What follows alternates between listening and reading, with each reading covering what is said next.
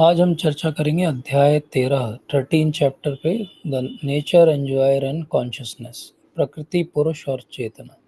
ये 13 अध्याय जो है ये थोड़ा सा टेक्निकल अध्याय है क्योंकि ज्ञान के बारे में चर्चा कर रहा है। अच्छी बात क्या है कि 13 से आगे के सारे अध्यायों में कोई भी नया कॉन्सेप्ट नहीं आएगा। जो हम सुन चुके हैं उसी को और विस्तार से भगवान समझाएंगे। इसलिए अच्छी बात क्या है, कुछ नया नहीं है। और अच्छी बात क्या है, जो जानकारी है उसी को और गहराई से भगवान बता रहे हैं। तो इस तरीके से ये हमारे लिए एक इम्पिटस है इन अध्यायों को पढ़ने के लिए। कई बार लगता है कि पढ़ तो लिया 12 चैप्टर में, भक्ति सबसे पराकाष्ठा की योग है, पद्धति है, तो क्यों ना अब भक्ति की जाए। आगे के अध्याय पढ़ने की आवश्यकता क्या है, ज्ञान की क्या आवश्यकता है। तो इसको समझना है कि भक्ति में भी ज्ञान की आवश्यकता है, भक्ति करने में भी ज्ञान की आवश्यकता है, क्योंकि भगवान ने कहा कि जो अपने सारे कार्यों को मुझे अर्पित करेगा। अब कैसे अर्पित करना है उसमें ज्ञान तो लगेगा। कोई ये कहे आपसे कि हम तो भक्ति कर रहे हैं, बहुत अच्छी भक्ति कर रहे हैं और बड़े सहज रूप से भक्ति कर रहे हैं, हमें किसी भी ज्ञान की आवश्यकता नहीं, तो वो सहजियाँ हैं। उन्होंने भक्ति को बहुत साधारण तरह से ले लिया। अन्यथा भक्ति करने के लिए ज्ञान की आवश्यकता है। हाँ, वैसा ज्ञान बहुत नहीं चाहिए कि हमें हजारों श्लोक याद होने चाहिए, लेकिन एक कॉन्सेप्ट वाइज ज्ञान चाहिए कि हम यहाँ पे इस संसार में फंसे हुए और यहाँ से बाहर निकलने का रास्ता भक्ति है। तो इसलिए बहुत आवश्यक है कि हम ये ज्ञान योग के अध्यायों का भी अनुसरण करें, उनको भी समझने का प्रयास करें। तो ज्ञान क्यों अब, ज्ञान पहले क्यों नहीं? एक्चुअली सब कुछ ज्ञान है, भगवत गीता सब कुछ ज्ञान ही दे रही है। अब भगवान विशेषता ज्ञान के बारे में चर्चा करेंगे। तो ये ज्ञान कौन सा ज्ञान है, ज्ञान कैसा है और ज्ञान क्या सहायता करता है। तो आप जैसे किसी बड़े मॉल में या मूवी थिएटर के वहाँ जाते हैं, तो वहाँ अगर पोंछा लगा रहे हो तो वो एक ऐसा साइन बोर्ड लगा देते हैं, हॉस्पिटल्स में भी लगा देते हैं, कॉशन वेट फ्लोर, मतलब कि ध्यान से चलिए क्योंकि ये फर्श गीला है, गिरने का अंदेशा है। तो ये क्या हुआ, जैसे ही उन्होंने बोर्ड लगाया कि कॉशन वेट फ्लोर, ध्यान रखिए गीला है ये फर्श, तो क्या किया उन्होंने, उन्होंने हमें ज्ञान दिया कि ध्यान से चलो। अगर ये बोर्ड नहीं लगा रहेगा तो क्या होगा, हम अपनी नॉर्मल चाल से चलेंगे और गिर जाएंगे नीचे। तो ज्ञान क्या करता है, ज्ञान हमें बचाता है, ज्ञान हमें ऐसा प्रयास करने से रोकता है जो हमारे लिए हानिप्रद हो। इसलिए शिल प्रभुपाद ने पुस्तक भी लिखी, ज्ञान की तलवार। अर्थात ज्ञान की तलवार से जो है हम अपने सारे बंधनों को काट के भक्ति में आगे बढ़ सकते हैं। इसलिए ज्ञान आवश्यक है। तो अभी तक हमने क्या समझा, ज्ञान आवश्यक है। ज्ञान क्या है, बोले 5 बातों के बारे में समझना ज्ञान है। ईश्वर कौन है, काल, जीव, कर्म और प्रकृति क्या है, इनको समझना, इनके आपस की कनेक्शंस, इंटरेक्शंस को समझना ही ज्ञान है। बोले ये ज्ञान कहाँ दिया हुआ है, ये ज्ञान भक्ति का भगवत गीता में दिया हुआ है। और ये ज्ञान विशेषता दिया गया है आज के 13 चैप्टर के अंदर। तो प्रकृति क्या है, प्रकृति से मेरा संबंध क्या है, मेरा भगवान से क्या संबंध है, कर्मों का संबंध प्रकृति से क्या है, और समय काल का संबंध क्या है, ये सब कुछ हमें इस अध्याय में जानने को मिलेगा। तो आप कह सकते हो कि इतनी सारी यूनिवर्सिटीज़, बड़े बड़े मेडिकल कॉलेज और इतने सारे ज्ञान के जो है इंस्टीट्यूशन खुले हुए हैं पूरे संसार में, तो आप कौन सा ऐसा बिरला ज्ञान दे देंगे हमें जो कहीं और नहीं दिया हुआ है। तो शरीर के बारे में ज्ञान तो बहुत सारा है। आप मेडिकल स्कूल में आप एडमिशन लो एमबीबीएस में, तो पूरी शरीर की रचना का शास्त्र आपको सिखा दिया जाएगा। आपको ये पता लग जाएगा कि ये जो चमड़ी दिखती है इसके नीचे मांसपेशियों का पूरा एक समूह है, उसके नीचे जो है बहुत सारे ऑर्गन सिस्टम्स हैं, और उसके संरचना के पीछे जो है वो एक हड्डियों का ढांचा है। आपको ये बता दिया जाएगा कि कैसे एक भ्रूण का विकास होता है और कैसे उसका जन्म होता है और कैसे वो एक दिन किसी कारण से मृत्यु को प्राप्त हो जाता है। क्या ज्ञान नहीं बता सकते आपको कि वो जो विकास हुआ व्यक्ति का, उसके पहले वो कहाँ था, और वो जो मर गया उसके बाद वो कहाँ गया। ये ज्ञान आपको कोई भी मेडिकल स्कूल या मेडिकल टेक्स्ट बुक में नहीं मिलेगा। ऐसा क्यों है?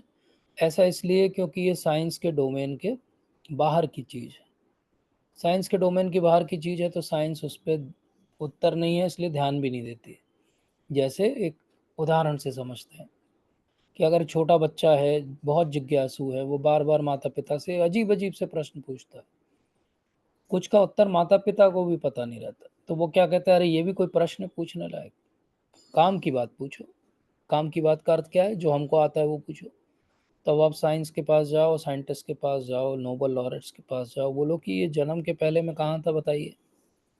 बोले जन्म के पहले आपका कोई अस्तित्व नहीं था। बोले मृत्यु के बाद मैं कहाँ जाऊँगा? बोले आपका कोई अस्तित्व नहीं हो, आप यहीं बने हो और यहीं पे समाप्त हो जाओगे। एक लाइन हो आप बस, पॉइंट बी से पॉइंट डी आपका जीवन है। बी बर्थ है और डी डेथ है।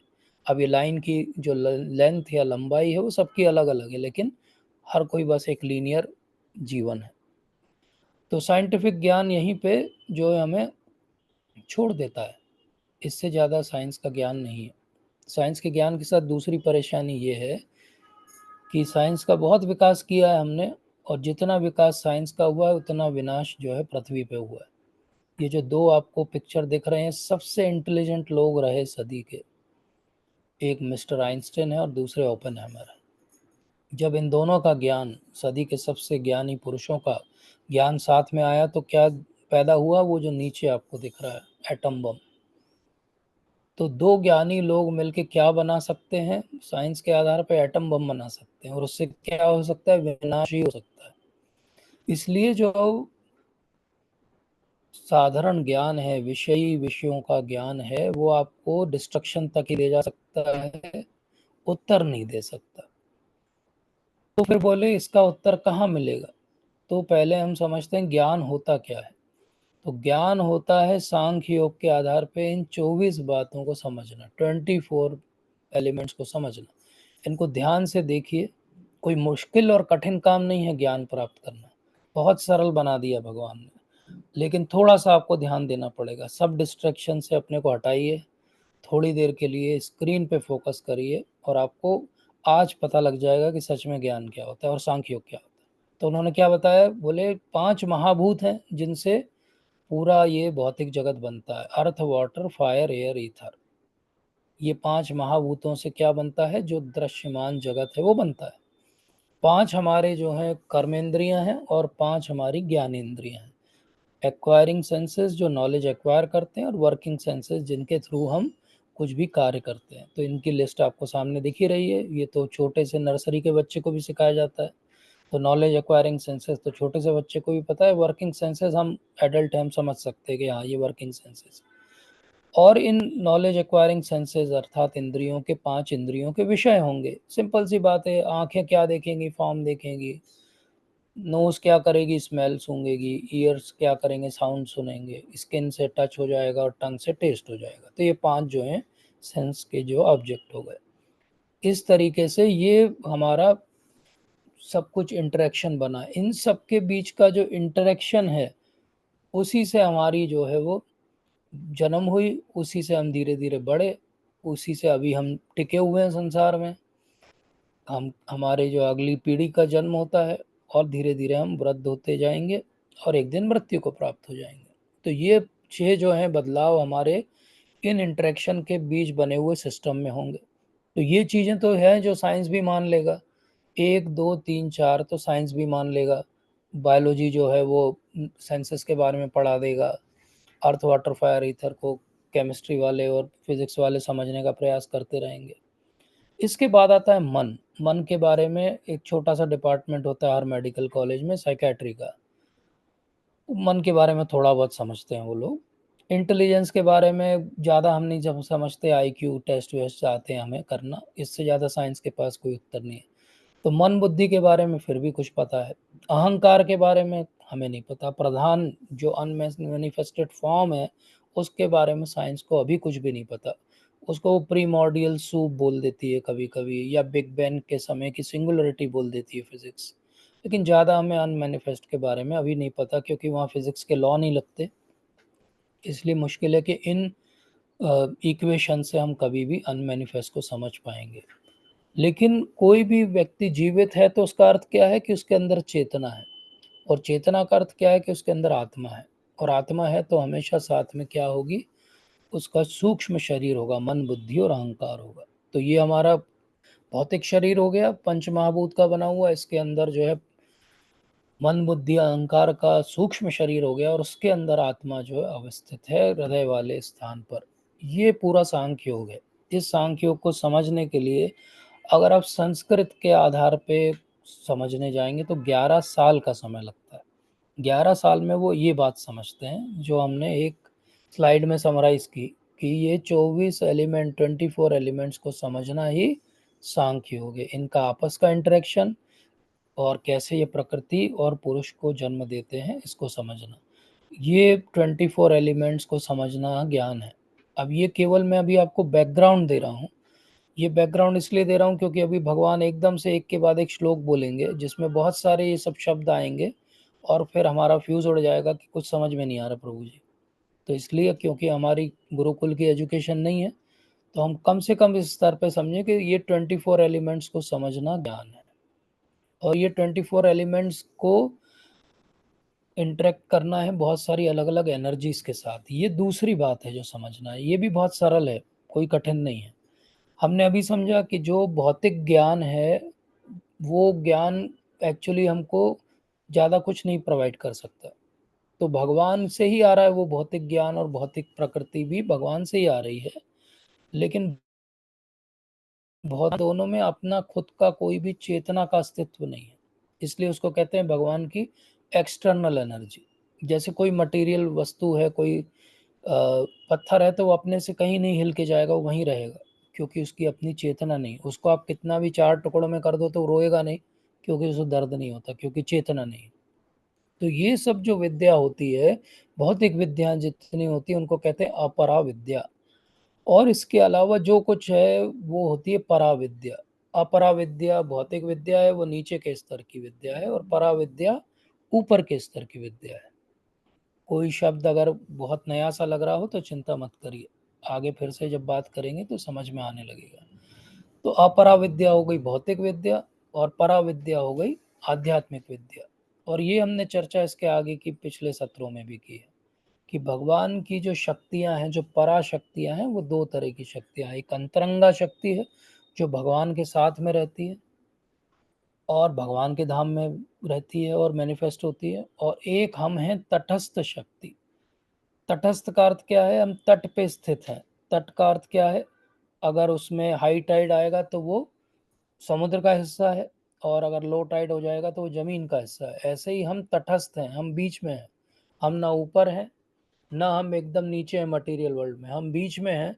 हम में ये फ्रीडम है जीव को या जीवात्मा को कि वो या तो भगवान के साथ रहे, अर्थात हायर एनर्जी के साथ रहे, अर्थात अंतरंग शक्ति के साथ रहे, या तटस्थ शक्ति के रूप में जीवात्मा बहिरंग शक्ति या बाहरी वातावरण के साथ में खुद से एंजॉय करने का असफल प्रयास करे। तो ये जो ज्ञान है, अर्थात मटेरियल वर्ल्ड कैसे बना, वो 24 एलिमेंट से, जिसके अंदर आत्मा जब आ जाए तो चेतना का अस्तित्व हो गया, और चेतना का अस्तित्व हुआ तो जीवात्मा बनी, और जीवात्मा को ये फ्रीडम स्वतंत्रता दी गई कि वो या तो मटेरियल एनर्जी के साथ एंजॉय करने का असफल प्रयास करे, या भगवान के साथ उनके लोक में रहकर सफलतापूर्वक जो है वो आनंद मनाए। तो ये पूरा जो है सार है। तो प्रकृति क्या हो गई, प्रकृति तो इन्फीरियर क्वालिटी हो गई भगवान की। काल या समय क्या हो गया, काल जो है वो 3 गुणों के अधीन जो भी है उसके ऊपर काल कर्म अपना प्रभाव दिखाता है। और कर्म क्या हो गया, जब हम प्रकृति में जीवात्मा के रूप में रहते हैं तो जो भी हम करते हैं वो सब क्या हो गया, काल हो कर्म हो गया। काल के अधीन होके जो कुछ भी हम करते हैं वो कर्म हो गया। 3 गुणों के अधीन रह के जो कुछ भी हम करते हैं उसको कर्म कहते हैं। तो इस तरीके से एक प्रकृति हो गई जिसके अधीन आज हम बंधे हुए हैं। जैसे ही हम बंधे, हमारा टाइम चालू हो गया, काल चालू हो गया, और हमारा कर्म भी चालू हो गया, कर्म फल भी चालू हो गए। कर्म फल के कारण हमारा इस संसार में प्रकृति में भटकना भी चालू हो गया। अच्छी बात क्या है, कर्म जो है वो इटर्नल नहीं है, हमेशा नहीं रहेंगे। प्रकृति भी इटर्नल नहीं है, और हम काल के परे भी जा सकते हैं। तीन गुण भी इटर्नल नहीं है, शाश्वत नहीं है।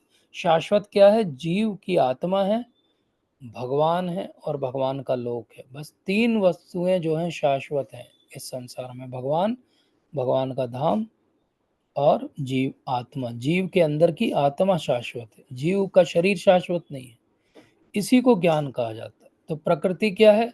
प्रकृति ऐसा समझिए कि तीन गुण जो है पास में आ गए। जैसे हम बच्चों को सिखाते हैं कि तीन प्राइमरी कलर होते हैं और उनको मिक्स करके हम कोई भी कलर बना सकते हैं, कोई भी शेड बना सकते हैं दुनिया का। ऐसे ही तीन गुण जो हैं जिसके अधीन रह के, और उनकी प्रधानता जिस भी गुण की होगी उस आधार पे हमारा जीवन और चेतना होती है। तो एक होता है सत्व गुण, एक होता है रजोगुण और एक होता है तमोगुण।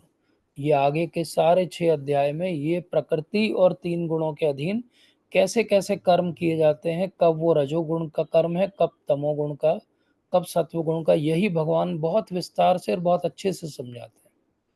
और ये तीनों गुणों के एक अधिष्ठाता देव हैं। तो विष्णु, ब्रह्मा और शिव जो हैं ये इन तीन गुणों के अधिष्ठाता देव हैं। विष्णु जो है सत्व गुण पे प्रभाव डालते हैं, ब्रह्मा जी जो हैं वो क्योंकि उन्हें क्रिएशन करना है तो वो रजोगुण के अधिष्ठाता देव हैं, और शिव जी जो है क्योंकि उन्हें डिस्ट्रक्शन की जो है रिस्पॉन्सिबिलिटी है, इसलिए वो तमोगुण के अधिष्ठाता देव हैं। इससे ये नहीं गलत समझना चाहिए कि ब्रह्मा जी रजोगुण में है या शिव जी तमोगुण में है, ये नहीं।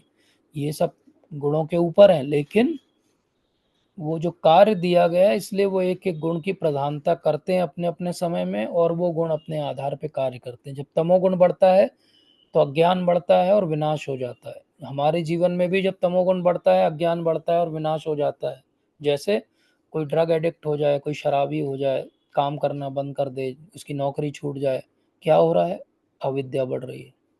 कोई बच्चा हो छोटा, वो वीडियो गेम का एडिक्ट हो जाए, क्या हो रहा है? तमोगुण बढ़ रहा है, उसका इग्नोरेंस बढ़ता जाएगा, गलत आदतों में पड़ेगा, पढ़ाई से रास्ता छूट जाएगा उसका, और धीरे धीरे क्या होगा? वो डिस्ट्रॉय हो जाएगा। तो ये क्या है? तमोगुण का जो प्रभाव है। रजोगुण का प्रभाव है, हम करके दिखाएंगे, हम बहुत मोटिवेटेड, हम ये करेंगे वो करेंगे। ऐसे लोग जो होते हैं वो रजोगुण के प्रभाव में रहते हैं। सत्वगुणी समझते हैं कि मेरा यहाँ पे रहना और यहाँ के पे रुकने का हेतु एक ही है, भगवान की सेवा, पूजा और भक्ति करना, इसके बाहर कुछ भी नहीं। तो उसी प्रकृति के उसी तीन गुणों के अधीन कुछ व्यक्ति मोटिवेट होकर भक्ति कर लेते हैं, तो कुछ नीचे गिरते गिरते अधम योनियों को और नरकगामी हो जाते हैं। तो इसलिए प्रकृति को समझना बहुत आवश्यक है। ऐसे भक्ति नहीं हो सकती आंखें बंद करके कि हम तो भक्ति करेंगे, क्योंकि हम अभी त्रिगुणातीत नहीं है। तो इन तीन गुणों से लड़े बिना, समझे बिना, इनसे ऊपर उठे बिना भक्ति नहीं हो सकती। इतने बैकग्राउंड के बाद अब हम आज के अध्याय में आते हैं। ये बैकग्राउंड बहुत आवश्यक था। हो सकता है इसमें से कुछ चीज़ें कुछ को समझ में नहीं आई हो, तो कोई टेंशन मत लीजिए, जितना समझ में आया उतने से भी भगवान बाकी सब समझा देंगे। तो शुरुआत कहाँ से होती है? पहले 7 जो क्वेश्चन है उसमें अर्जुन भगवान से 6 क्वेश्चन पूछते हैं, और कृष्ण बताते हैं कि इनके उत्तर क्या हैं। फिर सेक्शन 2 हम देखेंगे 8 से 12 के बीच, जहाँ पे भगवान बताएंगे कि एक्चुअली ज्ञान क्या होता है। जो हमने अभी सुना बैकग्राउंड, वो वहाँ पर कार्य करेगा, समझ में आएगा हमें। और तीसरा सेक्शन जहाँ पे भगवान बताएंगे कि एक्चुअली इस ज्ञान का हेतु क्या है।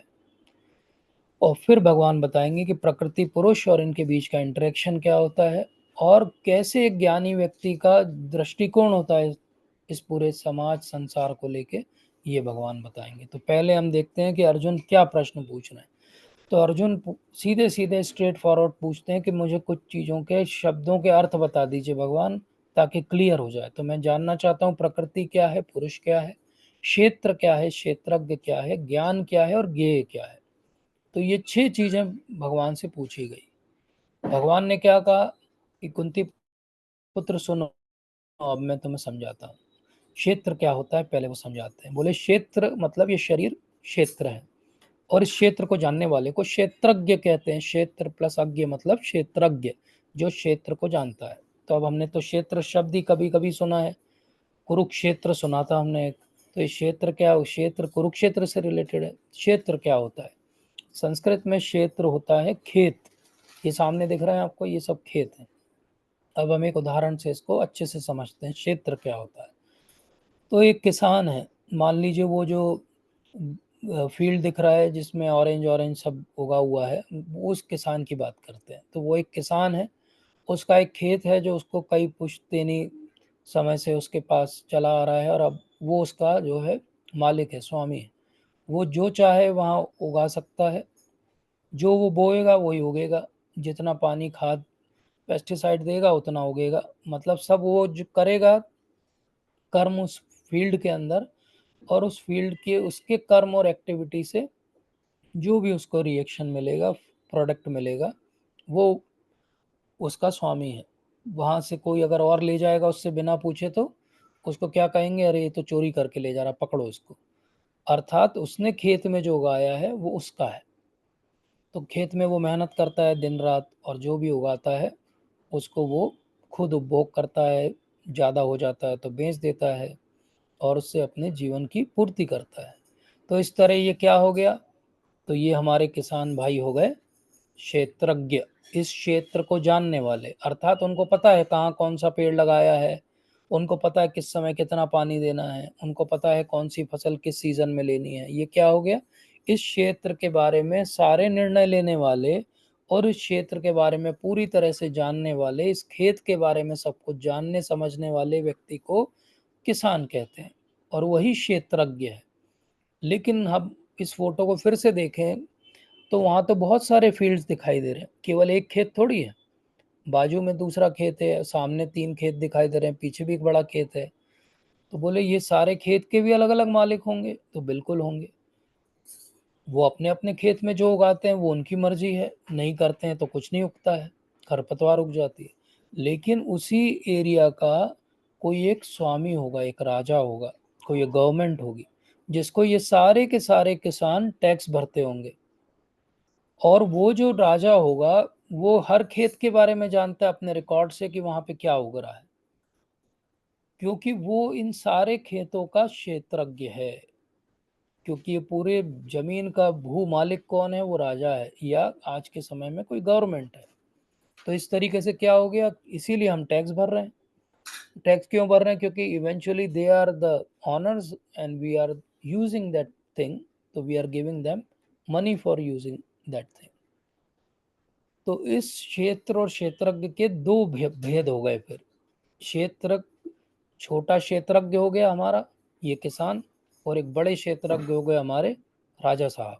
राजा साहब के पास पूरा गूगल लैंड रिकॉर्ड है, वो कोई भी कोऑर्डिनेट डाल के देख सकते हैं कि ज़मीन किसकी है, कितने समय से किसकी रही है, और वो ये डिसाइड कर सकते हैं कि इसका क्या जो है वो टैक्स बनेगा। तो इस तरह राजा बड़े क्षेत्रज्ञ हो गए, और किसान जो है छोटा क्षेत्रज्ञ हो गया। तो इस तरीके से जो अर्जुन ने प्रश्न पूछा था उसका अर्थ क्या निकला, कि क्षेत्र जो है एक छोटे रूप में हमारा शरीर है। जब हमारा शरीर क्षेत्र है तो उसके क्षेत्रज्ञ हमारी आत्मा है और हम हैं। लेकिन हम वो छोटे किसान जैसे हैं, अपने शरीर के बारे में जानते हैं। मैं अपने शरीर के बारे में जान सकता हूँ कि मुझे सर दर्द हो रहा है, लेकिन मैं किसी और व्यक्ति के बारे में जब तक वो न बताए नहीं जान सकता कि उससे सर दर्द हो रहा है। क्यों? क्योंकि मैं, मेरा जुरिडिक्शन मेरे शरीर तक है, मेरे न्यूरॉन्स मेरे शरीर की इंफॉर्मेशन मुझे भेजते हैं। लेकिन भगवान जो विराट स्वरूप में हैं, जो सब वस्तुओं के भौतिक जगत के नियंता और मालिक हैं, वो बड़े क्षेत्र है उनका, बहुत पूरा भौतिक और आध्यात्मिक पूरा जगत उनका क्षेत्र है, और पूरे भौतिक और आध्यात्मिक जगत को वो जानते हैं, इसलिए वो सबसे बड़े क्षेत्रज्ञ हो गए। तो इसीलिए भगवान कहते हैं कि अर्जुन तुमको पता होना चाहिए कि समस्त शरीरों में मैं ज्ञाता भी हूँ, और इस शरीर और ज्ञाता को जान लेना ज्ञान कहलाता है। तो आज हम सब लोग ज्ञानी बन गए। कैसे बन गए सब लोग ज्ञानी? आप सबको कॉन्ग्रेचुलेशन ज्ञानी बनने के लिए। बोले आज हमें पता चल गया कि मैं छोटा क्षेत्रज्ञ हूँ और भगवान बड़े क्षेत्रज्ञ हैं। ये समझ लेना ही ज्ञान है। तो फिर क्या करना है? बोले अब मैं बताता हूँ कि कर्म क्षेत्र क्या होता है, और कर्म क्षेत्र कहाँ से आता है, और कर्म क्षेत्र का क्या प्रभाव है। अब भगवान कितने विनम्र हैं इस श्लोक से, देखिए वो कहते हैं कि देखो बहुत सारे ऋषियों ने भी क्षेत्र और क्षेत्रज्ञ और ज्ञान के बारे में वर्णन किया है। वेद व्यास जी ने जो है विशेष रूप से वेदांत सूत्र में इसका समस्त तर्कों के साथ इसे प्रस्तुत किया। इसका अर्थ क्या हुआ कि भगवान केवल ये नहीं कह रहे कि मैं कह रहा हूँ क्षेत्र और क्षेत्रज्ञ के बारे में तो मेरी बात मान लो, क्योंकि ये ज्ञान का चैप्टर है तो भगवान क्या कह रहे हैं, नहीं, यहाँ पे मैं रेफरेंस दूंगा, और रेफरेंस दूंगा उन रिस्पेक्टेड अथॉरिटीज का, उन ऋषि मुनियों का, उस वेदांत सूत्र का जिसकी रचना वेद व्यास जी ने सारे वेदों की रचना करने के बाद में अंत में सूत्र रूप में की थी। और कोई भी प्रामाणिक संप्रदाय को उस वेदांत सूत्र पे भाष्य लिखना पड़ता है। तो भगवान कहते हैं कि इसलिए मैं अथॉरिटीज को एग्जाम्पल दे के तुम्हें समझा रहा हूँ कि ये क्षेत्र क्या होता है। तो क्षेत्र क्या होता है, एक क्षेत्र हो गया हमारा ये भौतिक शरीर जो सामने दिखाई देता है, स्थूल शरीर कहते हैं इसको। और इसके बाद हो गया हमारा मन बुद्धि अहंकार का सूक्ष्म शरीर, और उसके बाद हो गई हमारी आत्मा, और उसके साथ में बैठे हुए हैं वहां पर परमात्मा, खड़े हुए हैं परमात्मा। तो क्षेत्र में क्या क्या आ गया, हमारा ये शरीर आ गया। तो शरीर के अंदर प्रभुपाद बहुत सुंदर तात्पर्य लिखते हैं और इस श्लोक में समझाते हैं कि एक्चुअली हमारी बॉडी जो है वो अलग अलग कोशों से बनी हुई है। इसको बोलते हैं कोश का कॉन्सेप्ट। ये क्या है, 5 कोश होते हैं हमारे। एक अन्नमयी कोश है, एक प्राणमयी कोश है, एक ज्ञानमयी है, एक विज्ञानमयी है, और एक आनंदमयी है। कोई मुश्किल बात नहीं है, ये भी बहुत सरल है। जैसे आप किसी भी ऐसे फ्रूट को या सब्जी को छीलो जिसमें अलग अलग छिलके हों, तो एक के बाद एक लेयर निकलेंगी। ऐसे ही हमारा शरीर भी अलग अलग लेयर्स से बना हुआ है। तो हमारा जो भौतिक शरीर है उसमें 2 चीज़ें हैं, एक अन्नमयी है और एक प्राणमयी। अन्नमयी क्या होता है, अन्नमयी बहुत सरल है समझना। अगर किसी को ये लगता है कि उसका जीवन और भोजन, मतलब भोजन मिल जाए तो जीवन चल गया, ये जो सोचता है या नए नए भोजन की तलाश में रहता है, वो अन्नमयी कोश में स्थित है। उसके लिए जीवन मतलब अन्न। जैसे एक छोटा बच्चा, वो तभी रोता है, उसको भूख लगती है, खाना दे दो चुप हो जाता है वो। अब उससे ऊपर होता है प्राणमयी। जब उसको ये समझ में आता है कि खाना तो मिल जाए, लेकिन मैं खाना खाने के लिए जिंदा रहूं तब तो खा पाऊंगा, इसलिए जिंदा रहना बहुत जरूरी है। तो ये प्राणमयी क्या है, इसीलिए आदमी बीमार पड़ता है तो तुरंत इलाज कराता है, भाई मर ना जाए, जल्दी से ठीक हो जाए, ताकि खाना खाते रहें। तो ये क्या हो गया, प्राणमयी कोश हो गया। अब आप किसी को खाना रख दो और तलवार रख दो सामने, बोले अगर तुमने एक टुकड़ा भी खाया तो तलवार से गर्दन काट देंगे, तो कौन हिम्मत करेगा कि एक टुकड़ा भी खा ले, चाहे उसे भूख लग रही हो। वो कहेगा कि जिंदा रहना ज्यादा जरूरी, कल खा लेंगे।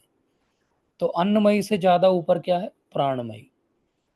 लेकिन हमारा सूक्ष्म शरीर जो मन बुद्धि अहंकार से बना है, वहाँ जो बुद्धि है वो ज्ञानमयी कोश है। वहाँ पे पूरा ज्ञान जो है वो स्टोर होता है। और इसके बाद जो आत्मा को समझ ले, उसने उस ज्ञान को विज्ञान में बदल लिया। और जिसने भगवान का भी अस्तित्व समझ लिया, वो आनंद में आ गया। तो अगर हमें आनंद चाहिए तो ये सारे कोशों को समझना पड़ेगा, और अंत में भगवान को भी समझना पड़ेगा। आगे का पूरा अध्याय टेक्निकली ये 5 कोशों के बारे में भगवान समझाएंगे। अगर आप इसको याद रख पाए तो आपको ये चैप्टर ऐसा लगेगा कि बिल्कुल स्मूथली समझ में आ गया। तो एक हो गया अन्नमयी प्राणमयी जो स्थूल शरीर है, ज्ञानमयी जो सूक्ष्म शरीर है, विज्ञानमयी और आनंदमयी जो आत्मा और परमात्मा के स्तर पे। और ये एक एक टेक्निकली एलिवेशन है। अन्नमयी कॉन्सेप्ट या कॉन्शियसनेस बोल दें उसको, या चेतना बोल दें, सबसे लोअर स्थिति है। ये जानवरों में होती है, खाना ढूंढते रहते हैं दिन भर, उनका एक ही काम रहता है खाना मिल जाए। उसमें जो थोड़े एलिवेटेड चेतना वाले हैं वो अपनी ये भी देखते हैं कि मेरे ऊपर कोई हमला ना कर दे, मुझे कोई नुकसान ना कर दे, तो अपने बचाव का भी सोचते हैं। लेकिन इसके ऊपर ज्ञानमय विज्ञानमय और आनंदमय केवल मनुष्यों को समझ में आती है। तो इस तरीके से अब भगवान 6 और 7 श्लोक बताते हैं। अब आपको समझ में आएगा कि हमने ये चैप्टर चालू करने के पहले ही वो 2 स्लाइड क्यों देखी थी। तो पंच महाभूत अहंकार बुद्धि अव्यक्त 10 इंद्रियां तथा मन, 5 इंद्रिय विषय, इच्छा द्वेष सुख दुख संघात, जीवन के लक्षण तथा धैर्य, इन सबको संक्षेप में कर्म का क्षेत्र और उसकी अंत क्रियाएं कहा जाता है। तो ये क्या हुआ, वही जो बात हम कर रहे थे कि 24 एलिमेंट्स का इंटरेक्शन एक ऐसा फील्ड बनाता है जहाँ पे जब आत्मा प्रकृति के अधीन रह के कार्य करती है, तो ये इसके अधीन उसके सारे कार्य होते हैं। इसका अर्थ क्या हुआ? जो भी वो एक्ट करेगी, कोई नॉलेज चाहिए उसे तो वो अपने ज्ञान इंद्रियों से नॉलेज लेगी और कर्म इंद्रियों से कार्य करेगी, मन से निर्णय लेगी।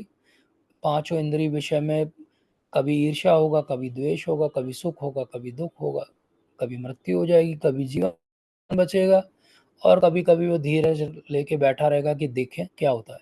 तो इसलिए भगवान कितने परफेक्ट हैं बोलने में कि वो धैर्य को भी यहाँ पे इंक्लूड करते हैं। मैं जब भी ये सेक्शन पढ़ता हूँ, हमेशा मुझे अमेजमेंट लगता है कि धैर्य जैसे शब्द को भी भगवान ने यहाँ पे लिया। बहुत महत्वपूर्ण बात है, भगवान ही कह सकते हैं इसको। तो इस तरह ये 24 एलिमेंट हम समझ ही चुके हैं। तो सच में ज्ञान क्या है फिर? अब भगवान बताएंगे। बहुत ध्यान से समझिए। आज तक जो जीवन में हम समझते रहे ज्ञान है, ज्ञान है, इस यूनिवर्सिटी में ज्ञान है, इस डिग्री के अंदर ज्ञान है, फॉरेन चले जाएं तो बहुत ज्ञान है। भगवान की दृष्टि में ज्ञान क्या है? तो 8, 9, 10, 11, 12 ये श्लोक में भगवान ने बताया है बहुत सुंदर तरीके से ज्ञान क्या होता है। इसको सुनिए बहुत ध्यान से। विनम्रता, दंभहीनता, अहिंसा, सहिष्णुता, सरलता, प्रामाणिक गुरु के पास जाना, पवित्रता, स्थिरता, आत्मसंयम, इंद्रिय तृप्ति के विषयों का परित्याग, अहंकार का अभाव, जन्म मृत्यु वृद्धावस्था तथा रोग के दोषों की अनुभूति, वैराग्य, संतान, स्त्री, घर तथा अन्य वस्तुओं की ममता से मुक्ति, अच्छी तथा बुरी घटनाओं के प्रति संभाव, मेरे प्रति निरंतर अनन्य भक्ति, एकांत स्थान में रहने की इच्छा, जन समूह से विलगाव, आत्म साक्षात्कार की महत्ता को स्वीकारना तथा परम सत्य की दार्शनिक खोज, इन सबको मैं ज्ञान घोषित करता हूँ। इसके अतिरिक्त जो भी है वह सब अज्ञान है। अब एक बार फिर चलते हैं इन्हीं श्लोकों पे। इनमें से क्या क्या ज्ञान हमने अपने जीवन में अर्जित कर लिया है? क्या हम विनम्र बन गए, दम्भहीन बन गए, अहिंसा आ गई, सहिष्णुता आ गई, सरलता आ गई, पवित्रता आ गई? क्या हमने प्रामाणिक गुरु को स्वीकार लिया जीवन में? क्या हमें समझ में आ गया कि जन्म मृत्यु वृद्धावस्था रोग ये बहुत बड़े दोष हैं हमारे अंदर? क्या हम समझ गए कि अच्छी बुरी घटनाओं के प्रति संभाव होना चाहिए? चलिए ये सब भूल जाइए। क्या भगवान के प्रति निरंतर अनन्य भक्ति आ गई? आत्म साक्षात्कार के महत्व को तो हम समझ ही गए होंगे, क्योंकि इतने सारे गीता के अध्याय ही हमने सुन लिए एक के बाद एक रोज। भगवान कह रहे हैं यही सब ज्ञान है अर्जुन। इसके अलावा जो कुछ भी है सब अज्ञान है। जितनी संसार की लाइब्रेरीज हैं जो इस बात को छोड़ के कुछ भी चर्चा कर रही हैं भगवान के चश्मे से, वो सब अज्ञान है। अज्ञान है। ज्ञान क्या है? सरलता है। क्यों भगवान ये बात कह रहे हैं? क्योंकि नॉर्मली ज्ञान के साथ अहंकार जुड़ जाता है। मुझे इतना आता है, तुम्हें कितना आता है? मुझे 100 किताबें याद है, तुमको 10 किताबें याद है, तुम मेरे से बहुत तुच्छ हो। ये क्या हो गया? ये ज्ञान का अहंकार है। तो इसलिए विनम्रता, सरलता, इसीलिए कहा गया विद्या ददाति विनयम। इसलिए कहा गया तृणादपि सुनीचेना तरोरिव सहिष्णुना। एक तृण, एक घास के तिनके के जैसा विनम्र होना पड़ेगा, और एक पेड़ की तरह सहिष्णु होना पड़ेगा कि कोई पत्थर भी मारे तो वो फल देता है, वो कभी ओवर रिएक्ट नहीं करता, और हर किसी को मान देना पड़ेगा। तब हम सदा हरि का कीर्तन कर पाएंगे। पिछले 3-4 सत्रों से एक धारा चली आ रही है कि सतत रूप से मुझे याद करो, सतत रूप से मुझे याद करो, अर्थात कीर्तनीय सदा हरि करो। सदा करने के लिए क्या करो? तृणादपि सुनीचेन और तरोरिवा सहिष्णुना बनो। ज्ञान का अहंकार मत करो, ज्ञान के सही पात्र बनो। ये समझो कि सब कुछ भगवान से आ रहा है। आज जो हम समझ पा रहे हैं वो भी भगवान की कृपा है। नहीं तो इसी समाज संसार में बहुत सारे लोग हैं जिनके हाथ में आज तक भगवत गीता नहीं पहुंची। तो ये भी भगवान की कृपा है, और पहुंची भी तो पढ़ नहीं पाए वो। तो ये 20 बातें भगवान ने बताई हैं जो ज्ञान है। इसके अलावा जो कुछ है वो अज्ञान है। इसलिए इन 20 बातों को अपने जीवन में कल्टीवेट करना है। अब जानने योग क्या है? जानने योग्य वो है जो भगवान अब बताएंगे। तो क्या है ऐसा जानने योग्य? जानने योग्य है भगवान का बहुत सुंदर एक रूप है, और भगवान के विभिन्न मैनिफेस्टेशन है। तो भगवान परमात्मा के रूप में कैसे हैं, भगवान के रूप में कैसे हैं, ब्रह्म ज्योति के रूप में कैसे हैं, उसको अब भगवान समझाएंगे। यही सब केवल जानने योग्य। तो पहले ज्ञान बता दिया, अब जानने योग्य को और इलॉबरेट कर दिया कि भगवान कैसे हैं। उनके सर्वत्र हाथ पांव आंखें सिर मुख कान है, और परमात्मा के रूप में सब में वो स्थित है। एक एटम के अंदर भी भगवान स्थित है, एटम के बीच की स्पेस में भी भगवान है, हमारे हृदय में भी भगवान परमात्मा के रूप में स्थित है। सारे इंद्रियों के मूल स्रोत हैं, पर उनकी कोई भी भौतिक इंद्रिय नहीं है। वो प्रकृति के गुणों में दिखाई देते हैं, लेकिन गुणों के परे हैं, सबके बाहर अंदर स्थित है, पर इतने सूक्ष्म है कि उनको हम देख नहीं सकते। तो सबके बीच ऐसा लगता है कि भगवान के बहुत सारे टुकड़े हो गए अलग अलग। सब आत्माओं के अंदर पास में परमात्मा बैठे हैं, सब मॉलिक्यूल एटम के अंदर भगवान बैठे हैं। तो क्या भगवान के बहुत सारे टुकड़े हो गए? नहीं, तो बोले दिखते हैं वो ऐसे, लेकिन विभाजित हुए नहीं है, वो एक ही रूप में स्थित है। और वही एक्चुअली हम सबका पालन कर रहे हैं, वही हमारा सबका संहार भी करते हैं, सबको जन्म भी वही देते हैं। तीनों तो वही हैं, सब कुछ केवल भगवान है। इसलिए वो समस्त प्रकाशमान वस्तुओं के प्रकाश के स्रोत हैं, जैसे अभी हमने पिक्चर में देखा था। और भौतिक जगत केवल हमें जो प्रकाश दिखता भी है, वो प्रकाश भी अंधकार ही है। जो सही प्रकाश है वो तो केवल भगवान का प्रकाश है। तो इस तरह भगवान ने क्या क्या बता दिया अर्जुन को, कि मैंने बता दिया कर्म का क्षेत्र क्या है, ज्ञान क्या है, और जानने योग्य क्या है। ये पूरी तरीके से बता दिया। अब बड़ी बात बोली उन्होंने। उन्होंने कहा कि इसे केवल मेरे भक्ति पूरी तरह से समझ सकते हैं, और बाकी कोई समझ नहीं सकता। तो ज्ञानी लोग बहुत सिर फोड़ लेंगे, 24 एलिमेंट से 22-23 समझ पाते हैं, लेकिन आत्मा के बारे में और परमात्मा के बारे में कभी भी अच्छे से नहीं समझ पाते। अब भगवान आते हैं समझाने के लिए कि ये प्रकृति क्या है। तो बोले प्रकृति और जीव को अनादि समझना चाहिए, लेकिन क्या हो गया है, वो जीव जब प्रकृति के अधीन आया है तो वो जो अनादि था वो अब भूल गया है, और उसका बार बार क्या हो रहा है, जन्म और मरण हो रहा है। और उस भौतिक प्रकृति में रह के वो बहुत सारे कार्य कर रहा है, जिसको कर्म कहा जाता है। उन कर्मों के कुछ परिणाम हो रहे हैं, और उन परिणामों के कारण उसका अगला जन्म हो रहा है। तो ये तीन गुणों की रस्सी ने हर जीव को बांधा हुआ। ये पिक्चर बहुत सुंदर है, इससे सुंदर इसको बना नहीं सकते। भगवान ऊपर है, अपने लोक में है, और ये तीन गुणों की तीन जो माता जी हैं, उनकी रस्सियों से दो प्रभु जी नीचे बंधे हुए हैं। इसका अर्थ ये नहीं है कि कोई जेंडर है, बट इस तरीके से तीन गुणों को दिखाया गया है कि ये तीन गुणों की कठपुतली बने हैं हम सब। और किसी से भी पूछो तो वो क्या कहता है, हम तो फ्री हैं। हम तो 1947 में फ्री हो गए थे, हमें फ्रीडम मिल गई थी। तो बोले कैसी फ्रीडम मिली थी, क्या ये तीन गुणों से फ्रीडम मिल गई थी? बोले नहीं, फ्रीडम मिल गई थी, ब्रिटिशर से फ्रीडम मिल गई थी। लेकिन असली फ्रीडम क्या है? तीन गुणों से फ्री होना। जिस दिन हमें समझ में आ जाए कि मैं तो हर तरह से बंधा हुआ हूँ, मेरा कोई भी निर्णय जिसको मैं सोचता भी हूँ कि मैं अपने से ले रहा हूँ, वो निर्णय भी मेरा नहीं है। एक साधारण सी बात समझते हैं कि आप जाइए एक मॉल में, और वहाँ पे जाइए आप जहाँ पे बेदिंग सोप्स रखे हों, नहाने के साबुन रखे हों, वहाँ से आप कौन सा साबुन उठाते हो? आपको लगता है मैं फ्री हूँ सर, इस फ्री कंट्री में मैं चॉइस करूंगा मैं कौन सा साबुन यूज़ करूंगा? नहीं सर, आप चॉइस नहीं करते।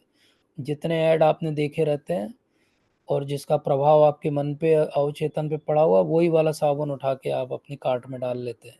क्यों करते हैं ऐसा? क्योंकि आप तीन गुणों के अधीन हैं। क्यों ऐसा होता है कि बहुत खुश होने पे लोग ड्रिंक कर लेते हैं, बहुत फ्रस्ट्रेट होने पे लोग जो है वो जहर खा लेते हैं? क्यों होता है ऐसा? क्योंकि तीन गुण हमसे ये कार्य करा रहे हैं। असली व्यक्ति कौन है? जो ये समझ जाए कि इस शरीर में एक्चुअली हमारे अलावा भी एक रह रहा है भाई, और वो जो रह रहे हैं वो ही इस शरीर के मालिक हैं। तो मकान मालिक कौन है, और कैसे मकान मालिक हैं? वो एक सीसीटीवी जैसे मकान मालिक है। भगवान बहुत सुंदर कहते हैं कि उपद्रष्टा अनुमंता च भर्ता भोक्ता महेश्वरा। इस तरीके से भगवान क्या कर रहे हैं, उपद्रष्टा हैं, साक्षी हैं, हर वस्तु को घटित होते देख रहे हैं। अनुमंता है, कोई हमारे डिजायर को सैंक्शनिंग अथॉरिटी कौन है, अनुमंता कौन है, भगवान है। साथ में वो स्वामी भी हैं, और परम भोक्ता भी हैं। तो वो हमारा लालन पालन भी कर रहे हैं, पर वो महा ईश्वर भी हैं, परमेश्वर भी हैं, वो परम आत्मा भी हैं, परमात्मा भी है। तो ऐसे हैं। भगवान की डेफिनेशन क्या है, भगवान का इंट्रोडक्शन क्या है? भगवान उपद्रष्टा है, अनुमंता है, भर्ता, भोक्ता, महेश्वरा और परमात्मा है। तो ये डेफिनेशन है भगवान की। और ये परमात्मा के रूप में भगवान जो अंदर विराजमान है, वो क्या करते हैं? जो भी व्यक्ति प्रकृति, जीव प्रकृति के गुणों के इस विचारधारा को समझ लेगा, उसको वो मुक्त कर देंगे। अर्थात आज हम सब मुक्त हो गए हैं, क्योंकि हमने इस विचारधारा को समझ लिया। आज के बाद हमारा पुनर्जन्म नहीं होगा, क्योंकि हम समझ गए कि प्रकृति क्या है। पुरुष अर्थात छोटा पुरुष मैं हूँ, बड़ा पुरुष भगवान है, जिनको परमात्मा भी कहते हैं। वो मेरे साथ मेरे हृदय में है, और संसार की हर चर अचर वस्तु के अंदर भी विद्यमान है। तो अब इस परमात्मा को कैसे देखें? तो बोले ध्यान करने वाले ध्यान के द्वारा इस परमात्मा को देखने का प्रयास करते हैं, ज्ञान वाले ज्ञान के अनुशीलन से पढ़ पढ़ के और रूल आउट करते करते, नेति नेति नेति, ये भी नहीं, ये भी नहीं, ये भी नहीं, ये बचा, ये भी नहीं, फिर ये बचा, ऐसे मल्टीपल चॉइस क्वेश्चन करते करते अनुशीलन के द्वारा परमात्मा तक पहुंचते हैं। और कुछ जो है निष्काम कर्मयोग के द्वारा परमात्मा को देखने का प्रयास करते हैं। तो तीन तरह के रास्ते हैं भगवान तक जाने के, या तो ध्यान से देख लो, ज्ञान से देख लो, या निष्काम से देख लो। तो हर एक की क्योंकि कैपेसिटी अलग अलग है। जैसे एक कोई ट्रक है, तो ट्रक बहुत सारा सामान उठा सकता है, तो कि एक बलशाली पुरुष है, वो ट्रक से कई गुना कम सामान उठा सकता है। एक बच्चा है, वो एक साइकिल चला सकता है, वो ट्रक नहीं चला सकता है। एक छोटा सा पक्षी है, वो क्या सामान उठाएगा? चोंच में अपने जो आ जाए वो ले सकता है। तो हर एक की चेतना की एक स्थिति है। जो ज्ञानी है उसकी एक स्थिति है, जो कर्मी है उसकी एक स्थिति है, एक ध्यानी है उसकी एक स्थिति है। अपनी अपनी स्थिति, परिस्थिति और इंक्लिनेशन के हिसाब से वह परमात्मा को समझने का प्रयास करते हैं। लेकिन सबसे भी आध्यात्मिक ज्ञान से अवगत नहीं होते, पर अन्यों से परम पुरुष के विषय में सुनकर उनकी पूजा करने लगते हैं। ये लोग भी प्रामाणिक पुरुषों से श्रवण करने की मनोवृत्ति होने के कारण जन्म और मृत्यु के पथ को पार कर जाते हैं। तो ये बहुत महत्वपूर्ण बात। बोले वो ज्ञानी चलने दो, पढ़ने दो उसको, वो ध्यानी बोले बैठे रहने दो उसको ध्यान में। हम क्या करें? प्रामाणिक गुरु के पास जाएं। तत्विधि प्रणिपाते न परिप्रश्ने न सेवया उपदेशंति ते ज्ञान ज्ञानिना तत्वदर्शिना। वो तत्वदर्शी गुरु महाराज जब बोलते हैं तो कान लगा के सुन ले। भगवान ने कहा यहाँ पे कि हमें पता नहीं है क्या है, लेकिन उन्हें तो पता है। जब वो बोलेंगे प्रामाणिक गुरु महाराज, उसको ध्यान से सुन के हम वो जो बोलते जाएं, चुपचाप उतना उतना करते जाएं। और क्या हो जाएगा? इस सुनने बस से भगवान कहते हैं कि प्रामाणिक पुरुषों से श्रवण करने की मनोवृत्ति होने के कारण जन्म मृत्यु के पथ को पार कर जाएं। तो शिल प्रभुपाद जैसे प्रामाणिक आचार्य से अगर हम पढ़ें सुने, तो हम भी जन्म मृत्यु के पथ को पार कर जाएंगे। कोई और विशेष एक्स्ट्रा कुछ भी करने की आवश्यकता नहीं। कई लोगों को लगता है ये भी जोड़ दें उसमें, वो भी जोड़ दें, कुछ भी जोड़ने की जरूरत नहीं। तो beginning of Krishna conscious and devotional service is hearing, जिसको अंग्रेजी में संस्कृत में कहा जाता है श्रवणम, नेक्टर ऑफ डिवोशन में कहा गया। तो इस तरह जन्म मृत्यु से पार जाने का रास्ता कहाँ से होकर निकलता है? कान से। भक्ति विनोद ठाकुर महाराज हमेशा कहते थे कि we see through our ears, हम अपने कानों से देखते हैं। जितना अच्छा सुनोगे उतना अच्छा दिखेगा, जितना कचरा यहाँ डालोगे उतना कचरा दिखेगा। कचरा देखना है कि अच्छा देखना है? हे भरतवंशियों में श्रेष्ठ, यह जान लो कि चर तथा अचर जो भी तुम्हें अस्तित्व में दिख रहा है, वह कर्म क्षेत्र तथा क्षेत्र के ज्ञाता का संयोग मात्र है। आज से आप संसार को ऐसे ही देखिएगा कि ये कर्म क्षेत्र है और ये क्षेत्र का ज्ञाता है, और ये दोनों बैठे हैं। तो एक लैपटॉप है और एक कंप्यूटर इंजीनियर उस पर बैठा है, तो लैपटॉप उसका कर्म क्षेत्र है और उस क्षेत्र का ज्ञाता है। एक बंदर है, वो पेड़ के ऊपर बैठा हुआ है, फल खा रहा है, तो वो पेड़ जो है वो कर्म क्षेत्र है, और वो बंदर जो है क्षेत्र का ज्ञाता है। जो परमात्मा को समस्त शरीरों में आत्मा के साथ देखता है और ये समझता है कि इस नश्वर शरीर के भीतर न तो आत्मा है न परमात्मा कभी विनष्ट होता है, वही वास्तव में देखता है। तो आज तक हम देखते ही नहीं थे, आज हमारा कान भी खुल गया। सुनना किससे है? अब भगवान आंख खोल रहे हैं हमारी कि देखना क्या है। जहां भी जिसको देखो आप देखो कि उसके अंदर एक आत्मा है और साथ में परमात्मा है, उनको मत भूलो। आत्मा तो फिर भी सेकंड चैप्टर के बाद दिखने लगती है, लेकिन परमात्मा नहीं दिखाई देते। जो व्यक्ति परमात्मा को सर्वत्र तथा प्रत्येक जीव में समान रूप से वर्तमान देखता है, वो अपने मन के द्वारा अपने आप को भ्रष्ट नहीं करता। तो उसे पता है कि मुझे किसी से द्वेष नहीं है, उसके अंदर भी परमात्मा है, मेरे अंदर भी परमात्मा है, मुझे किसी से ईर्ष्या नहीं है। मैं सरलता से बस एक काम कर रहा हूँ, मैं अपने दिव्य गंतव्य के पास जा रहा हूँ कि नहीं, ये देखता हूँ। तो इस तरह क्या देखते हैं हम अपने अंदर, जब देखते हैं तो हमें समझ में आता है कि ये शरीर जो है वो सारे कार्य कर रहा है, और ये शरीर तो प्रकृति से उपजा है। अभी हमने देखा पंच महाभूत, पांच ज्ञान इंद्रियां, कर्म इंद्रियां और इंद्रियों के विषय। आत्मा जो अंदर है वो एक्चुअली कुछ नहीं करता है। आत्मा कुछ कर थोड़ी रहा है। आत्मा क्या करता है? आत्मा केवल मिस आइडेंटिफाई कर रहा है, बाकी आत्मा कुछ नहीं कर रहा है। तो आत्मा कुछ नहीं करता है, शरीर सब कुछ करता है। डिजायर कहाँ से आता है? वो मन से उपजता है। क्योंकि आत्मा इस शरीर के साथ मिस आइडेंटिफाई कर रहा है, तो वो डिजायर के साथ साथ वो भी जुड़ जाता है, और फिर शरीर मन बुद्धि सब मिलके उस इच्छा की पूर्ति में लग जाते हैं। लेकिन सच में देखना क्या है? सच में देखना ये है कि ये शरीर कर रहा है, मैं इस शरीर से अलग हूँ। मेरा इस शरीर के साथ कोई बहुत लंबा नाता नहीं है। ये तो अभी आया है शरीर, अभी चला जाएगा। जब विवेकवान व्यक्ति विभिन्न भौतिक शरीरों के कारण विभिन्न स्वरूपों को देखना बंद कर देता है और यह देखता है कि किस प्रकार जीव सर्वत्र फैले हुए हैं, तो वो ब्रह्म बोध को प्राप्त होता है। तो सब जगह भगवान के दर्शन परमात्मा के रूप में, इसको कहते हैं ब्रह्म बोध। और ऐसा शाश्वत दृष्टि संपन्न व्यक्ति ये भी देख सकता है कि अविनाशी आत्मा दिव्य शाश्वत गुणों से अतीत है। तो आत्मा न तो गुणों के अधीन आ सकती है, वो हमेशा है, शाश्वत है। ये प्रकृति शाश्वत नहीं है, इसीलिए आत्मा क्या है? दिव्य है। तो आत्मा न तो कुछ करता है जैसा हमने अभी समझा, न उनमें लिप्त होता है। अब भगवान को पता है कि इनको कैसे समझाएं, कलयुग के जीव हैं, तो भगवान स्वयं ही उदाहरण दे देते हैं। भगवान खुद ही एग्जाम्पल देते हैं। भगवान कहते हैं देखो अर्जुन, ये आकाश को देखो। आकाश है ना, सब जगह यहाँ पे दिख रहा है, और इसके अंदर एक बादल बह रहा है। अब आकाश क्या इनमें से किसी भी चीज से इन्वॉल्व हो रहा है, लिप्त होता है क्या? नहीं होता है। बोले ऐसे ही आत्मा रहता शरीर में है, लेकिन वो लिप्त नहीं होता है। टेक्निकली सांख्य योग के आधार पे आत्मा जो है कहीं भी इंटरफियर नहीं करता है।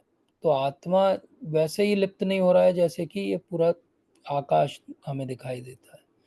फिर दूसरा उदाहरण देते हैं भगवान कि शायद ये समझ में ना आए, तो वो कहते हैं कि जैसे सूर्य अकेला इस पूरे ब्रह्मांड को प्रकाशित कर देता है, ऐसे ही एक आत्मा इस पूरे शरीर को चेतना से प्रकाशित कर देता है। चाहे वो एक बैक्टीरिया का कुछ नैनोमीटर का शरीर हो, चाहे वो हमारा 5, 10, 8 फीट का शरीर हो, चाहे वो ब्लू व्हेल का जो है कई फीट लंबा शरीर हो।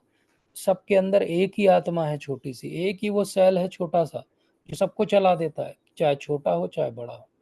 तो इस तरह भगवान ने आज हमें क्या समझाया कि प्रकृति, काल, ईश्वर, कर्म और इनके आसपास के इंटरेक्शन क्या है।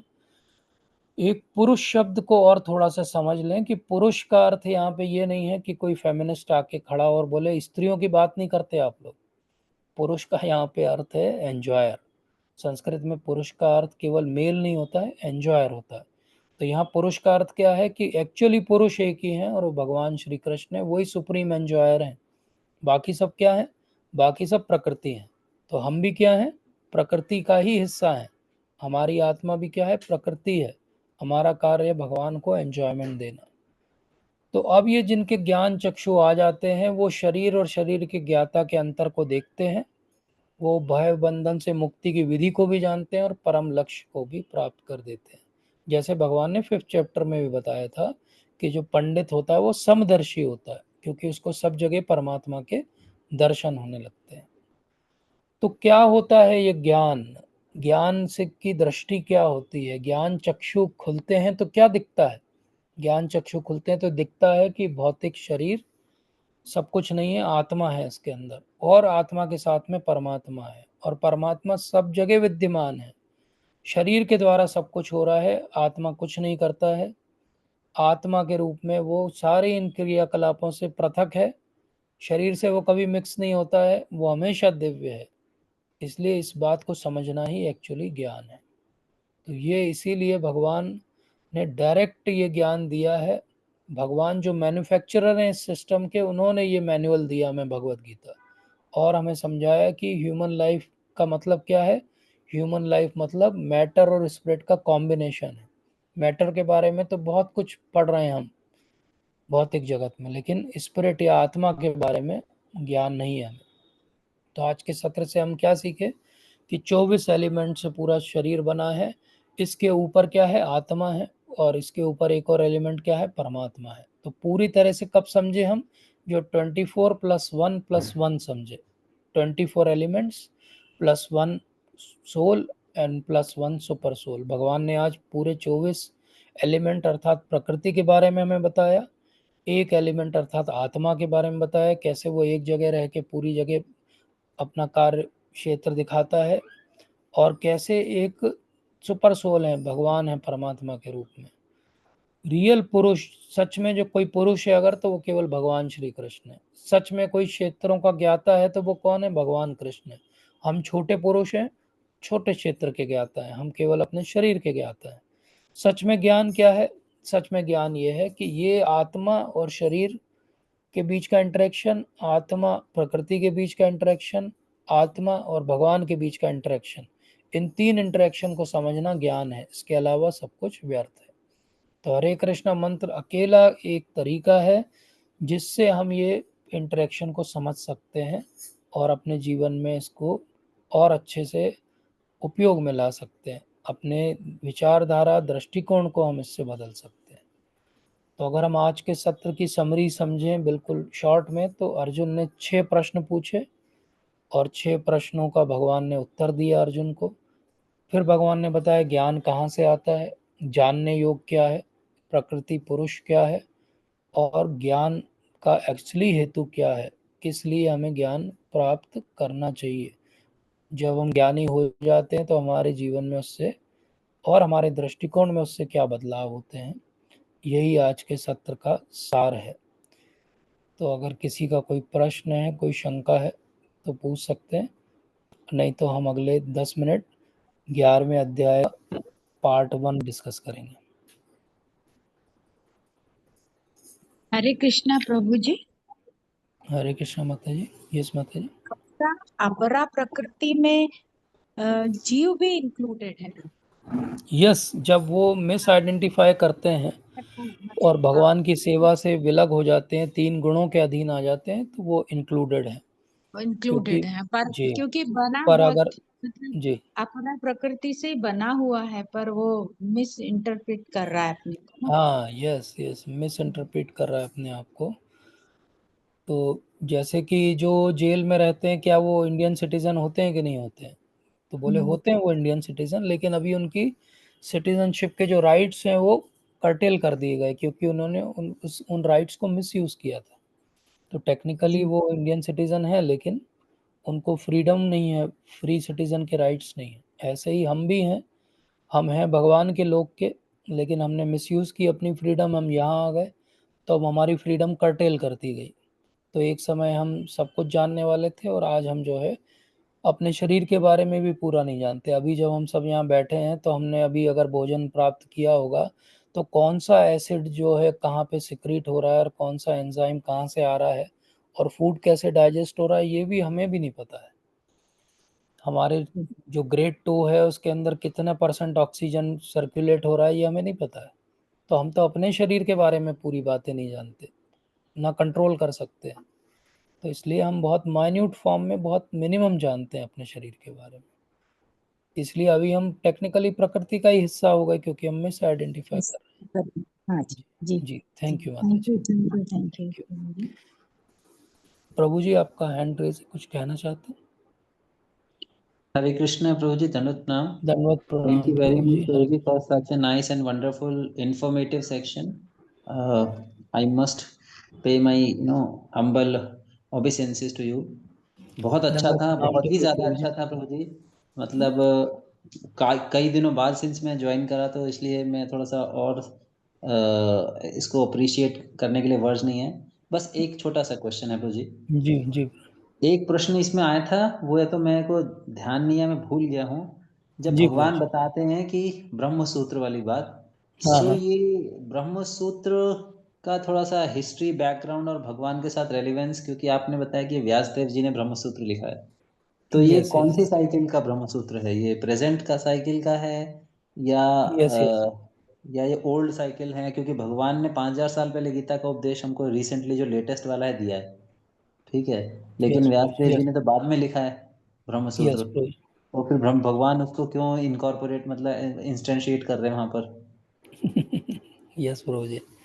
Very nice question and very thoughtful question, just like a professor should ask. Sorry प्रभु जी, but No, no, yes, I always like these type of queries because मेरा भी माइंडसेट वैसा ही है, तो मैं खोजता रहता हूँ चीज़ें। तो एक्चुअली वेद व्यास भी भगवान के ही अवतार हैं, अंश अवतार हैं भगवान के। और वेद व्यास जी के रूप में जब भगवान आते हैं तो भगवान, हम फर्स्ट कैंटो भागवतम में पढ़ते हैं कि वो बहुत सारे जो है वो कार्य करते हैं, और जिसमें से बहुत बड़ी चीज़ है कि सब कुछ कंपाइल करने के बाद में भी वो डिससेटिस्फाइड हैं। जब डिससेटिस्फाइड हैं तो नारद मुनि आते हैं उनके समक्ष और कहते हैं कि आपके डिससेटिस्फेक्शन का रीज़न ये कि आपने अप्रोप्रिएटली और कॉम्प्रिहेंसिवली भगवान की ग्लोरीज को का वर्णन नहीं किया है, वो आप करिए। तो फिर वेद व्यास जी जो है भागवत की रचना आरंभ करते हैं। भागवत पुराण के रूप में भागवत पहले से विद्यमान थी, लेकिन उसको जब इलाबरेट फॉर्म में वेद व्यास जी ने बाद में लिखा, जिसमें भगवान की बहुत सारी लीलाओं को 10th कैंटो को उन्होंने एक्सपेंड किया और इलाबरेटली उसको मेंशन किया। तो अब यहाँ पे समझने की क्या बात है कि जिस तरीके से हम देखते हैं कि भागवत एक इटर्नल शास्त्र है, ऐसे ही हमारे सारे वेद और उनके जो सार हैं वो भी इटर्नली हैं। ये नॉलेज बीच बीच में रिवील होता है और कालांतर में कभी कभी इस नॉलेज का लोप हो जाता है। तो इस तरीके से ये नॉलेज कहाँ से आ रहा है? अपौरुषेय है। तो ये किसी पुरुष के द्वारा उद्घाटित ज्ञान नहीं है, ये भगवान का स्वयं का उद्घाटित ज्ञान है। भगवान जब अपनी बांसुरी बजाते हैं तो उससे जो स्वर निकलते हैं उससे पूरे वेदों का जो है निर्माण होता है, ऋचाएँ निकलती हैं। तो ये क्यों समझना है? क्योंकि चाहे वो वेद हो, चाहे वो अरण्यक हों, चाहे वो उपनिषद हों, चाहे वो पुराण हो, चाहे वो वेदांत सूत्र हो या ब्रह्म सूत्र हो, ये सब भगवान से ही उद्घाटित होते हैं। इनमें से कुछ को हम श्रुति स्मृति में अपनी कन्वीनियंस के लिए डिवाइड कर देते हैं, लेकिन सब कुछ जो है वो भगवान से ही आ रहा है, भगवान के बिना कुछ भी नहीं आता। तो ये क्लासिफिकेशन अगर हम समझें तो अलग अलग समय में अलग अलग पुराण के अलग अलग हिस्से जो उद्घाटित होते हैं। एक समय कहा जाता था कि वेदों के अंदर 40 लाख से ज़्यादा श्लोक हैं। आज जो हमें उपलब्ध हैं वो सब जगह से कंपाइल आप कर लो तो 3,80,000 कुछ श्लोक वेदों के हमें उपलब्ध हैं। बाकी श्लोक अभी चले गए, डिसअपियर हो गए। ऐसे ही हम भागवत के बारे में चर्चा करते हैं तो जो स्वर्ग में जो भागवत है उसमें 1 करोड़ से ज़्यादा जो है श्लोक हैं। हमारे पास जो भागवतम है उसमें 18,000 श्लोक हैं। तो इस तरीके से वेदांत सूत्र भी है। तो ये सब इटर्नल हैं, एवर एग्जिस्टिंग है। हमारे कन्वीनियंस के लिए कभी कभी ये रिवील होते हैं और कभी कभी ये डिसअपियर हो जाते हैं। तो इसलिए प्रभु जी का जो प्रश्न है कि जब भगवान 5,000 साल पहले भगवत गीता बोल रहे हैं तब वो वेदांत सूत्र और वेद व्यास जी का नाम ले रहे हैं, तो क्या वेदांत सूत्र पहले बन चुका है? तो हम टाइम लाइन जो हम समझते हैं उस टाइम लाइन से हम देखेंगे तो डेफिनेटली वो तो बाद में कंपाइल होगा और उसके बाद में जो है उस पे टीकाएँ लिखेंगे और संप्रदाय अलग-अलग अपने-अपने तरह से इंटरप्रिटेशन करेंगे। लेकिन वेदांत सूत्र या ब्रह्म सूत्र के रूप में वो सूत्र पहले से हैं, केवल उसको लिपिबद्ध रूप में लिखने का कार्य जो है वो वेद व्यास जी कर रहे हैं। अब ये क्या है वेदांत सूत्र? इसको भी क्योंकि इतनी चर्चा कर ही रहे हैं तो इसको भी समझ लेते हैं एक बार। तो सारे जो वेद हैं उनमें मान लीजिए अभी हम इजी कैलकुलेशन करेंगे 4 लाख श्लोक हैं वेदों के अंदर, और उन वेदों का जो सार है उन वेदों का सार या नेचुरली जिससे भगवान की भक्ति हमें प्राप्त हो वो प्रोसेस क्या है, तो वो पुराणों के अंदर दी गई। और वेदों का जो ज्ञान वाला पार्ट है वो उपनिषद के अंदर दिया गया। पुराणों में जो सबसे महापुराण है वो श्रीमद् भागवत महापुराण है, क्योंकि उसके अंदर सारे 10 विषयों के ऊपर चर्चा है। अत्र सर्ग विसर्गस्य स्थानम पोषणम उत्तया मनवंतरी शानु कथा मुक्तिर निरोध और आश्रय। ये 10 सब्जेक्ट मैटर होते हैं। ये 10 के 10 सब्जेक्ट मैटर भागवत के अंदर दिए गए हैं। इसलिए भागवत जो है महापुराण है। किसी और पुराण में 10 सब्जेक्ट मैटर एलॉबरेटली नहीं दिए गए जितने भागवत में दिए गए। अब ये वेदों को समझना बहुत क्लिष्ट है। वेदों की संस्कृत क्लासिक संस्कृत है, उसको समझने के लिए 22 साल की ग्रामर सीखनी पड़ती है संस्कृत की, जो मुश्किल है।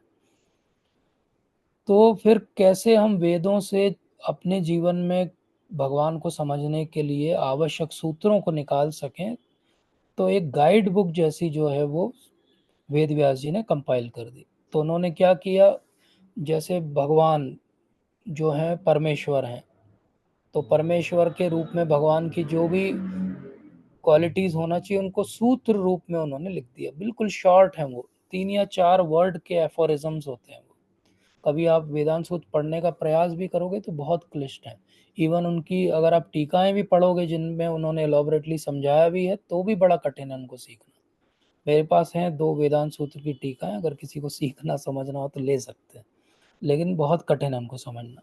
तो ये क्या किया उन्होंने, वो जो बहुत सारा नॉलेज था 4 लाख श्लोक का, वो कहीं खो जाएगा, तो वेदांत सूत्र में उन्होंने सूत्र के फॉर्म में इसको कंपाइल कर दिया। भगवान जब यहाँ पे चर्चा कर रहे हैं तो वो उन्हीं सूत्रों की बात कर रहे हैं कि उन सूत्रों के अंदर भी यही बताया गया है अर्जुन जो मैं तुम्हें आज बताऊंगा। अर्थात ज्ञान का जो समराइजेशन है वो सूत्र हैं, और उन सूत्रों का समराइजेशन हमारा 13 चैप्टर है। तो ये भगवान की बहुत बड़ी कृपा है कि वो वेद जो हम पढ़ नहीं सकते, 22 साल लगेंगे संस्कृत सीखने में, वो वेदांत सूत्र जो हमारे सिर के ऊपर से निकल जाएंगे कोई टीका लिखे उसके बाद भी, और वो सांख्य योग का स्कूल जिसको सीखना सबसे क्लिष्ट माना जाता है, इन सब को सरलता से भगवान ने कुछ 30 श्लोकों के माध्यम से 13वें अध्याय में हमें सिखा दिया। भगवान कितने कृपालु हैं।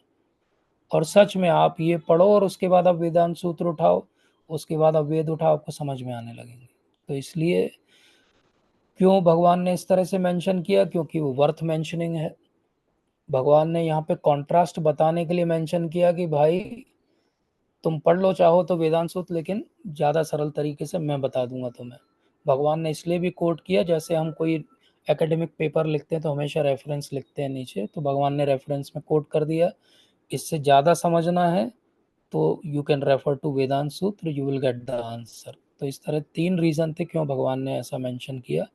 और साथ ही साथ भगवान ने इस नॉलेज का टाइमलेसनेस भी दिखा दिया कि ऑल्दो आज के समय में वो कंपाइल होते बाद में दिखाई देंगे, but they are ever existing and they are coming from me. ठीक है प्रभु जी। और थैंक यू आखिरी प्रभु बात जी। तो वही जो हमने कही थी कि विनम्रता है भगवान की है। भगवान को किसी का रेफरेंस कोट करने की आवश्यकता नहीं है, लेकिन भगवान की विनम्रता है कि वो रेफरेंस कोट करके बात करते हैं। और ये हमें भी सिखा रहे हैं कि अगर आप भी कहीं किसी से कुछ समझाओ तो रेफरेंस कोट करके बात करो। जी, जी प्रभु इसका मतलब ब्रह्म सूत्र जो ये शब्द है, जी। ब्रह्म यस सूत्र हम जैसे सुनते हैं कि जो वेदों का सार ब्रह्म सूत्र में लिखा गया है, वो कंपाइल किया यस गया, तो ये यस ब्रह्म सूत्र वर्ड मतलब पहले भी था। वेद व्यास जी ने यस जब ब्रह्म किया सूत्र वर्ड पहले भी था। जैसे अगर आप कभी पढ़ेंगे तो अब हम टेक्निकली ये समझते हैं कि सबसे आखिरी पुराण कौन सी होनी चाहिए, तो बोले श्रीमद् भागवत महापुराण होना चाहिए। अब आप कभी भी कुर्म पुराण को उठाओ या आप कोई और पुराने पुराण को उठाओ और आप उसमें पुराणों की लिस्ट खंगालो, लास्ट चैप्टर में मोस्टली होती है वो, तो आपको वहाँ पे भी श्रीमद् भागवत का नाम दिखेगा। तो आप बोलोगे ये कि यहाँ कैसे आ गया नाम, अभी तो कंपाइल ही नहीं हुई है टेक्निकली, मतलब ये बाद में जोड़ा गया। नहीं, बाद में नहीं जोड़ा गया है, स्टफ फॉर्म में, शॉर्ट फॉर्म में, रेफरेंस के फॉर्म में वो बुक है अवेलेबल, मास्टर लाइब्रेरी में है। ऋषि मुनियों को उसका एक्सेस है, लेकिन मनुष्यों को नहीं है। जैसे मैंने अभी उदाहरण दिया कि 1 करोड़ वर्सेस वाली स्वर्ग के अंदर उपलब्ध है श्रीमद् भागवत, तो इसी तरह उनके लिए रेफरेंस में है अवेलेबल, हमारे लिए नहीं है। जैसे बहुत सारे जर्नल्स अमेरिकन या इंटरनेशनल हमारे इस पे नहीं खुलते हैं जब एक्सेस नहीं है उनको, अमेरिकन को है उनका एक्सेस, समथिंग लाइक दैट। ठीक है प्रभु जी। थैंक यू प्रभु जी। Hare okay, Krishna. Thank you. तो अगर और कोई प्रश्न नहीं है और अगर आप चाहते हैं कि हम 11th चैप्टर समझें या बहुत हैवी हो गया तो कल समझेंगे. Anyone wants to give his comment?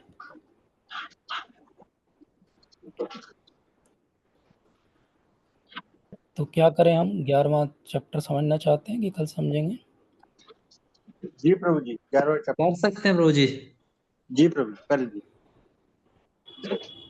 तो हम एक पार्ट लेंगे आज, उसका पूरा जी नहीं प्रभु लेंगे. एक पार्ट जी हम जी आज समझने का कोशिश करते हैं, क्योंकि वो फिनिश तो करना ही है हमें.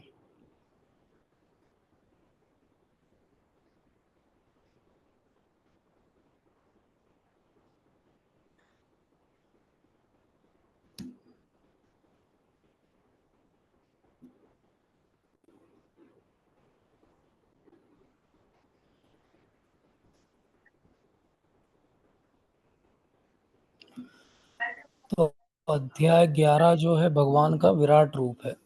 तो भगवान का विराट रूप भगवान ने अलग अलग तरीके से दिखाया. जैसे आप ये यशोदा मैया को भी विराट रूप दिखाया था उन्होंने. अपने जन्म के समय भी देवकी वसुदेव को भी एक विराट रूप दिखाया था. भगवान ने दुर्योधन को भी विराट रूप दिखाया था. लेकिन ये विशेषता क्या है आज इस विराट रूप में, जो भगवान अर्जुन को आज दिखाएंगे?